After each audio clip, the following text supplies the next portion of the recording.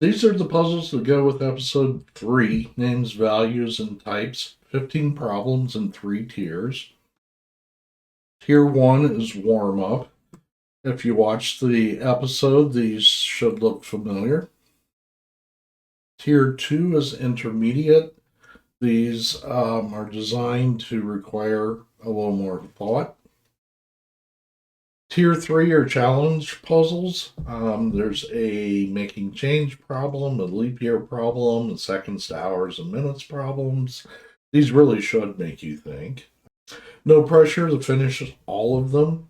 If tier 1 is where you are right now, that's fine. Come back to tier 3 after the next few episodes and see if it clicks. And the other way around, if you're more advanced and you don't need tier 1, then feel free to skip it. Solutions will drop in a few days. I'll walk through each problem. Link in the description. Thank you.